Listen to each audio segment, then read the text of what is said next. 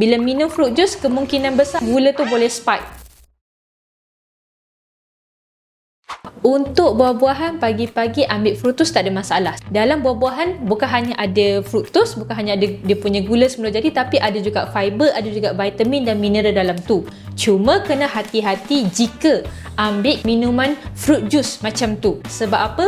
Jus buah, especially buah yang kita kata dalam minuman berkotak tu, dia punya fiber content biasanya dah sikit ataupun kadang-kadang tak ada langsung.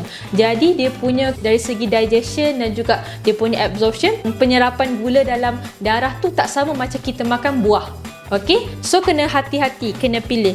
Kalau makan buah waktu pagi itu bagus, tapi kalau kita pilih minuman fruit juice itu kurang bagus. Sebab apa? Kurangnya fiber dalam tu, yang mana bila minum fruit juice kemungkinan besar ataupun tinggi untuk kita kata gula tu boleh spike. Sebab apa? Tak ada fiber dalam tu.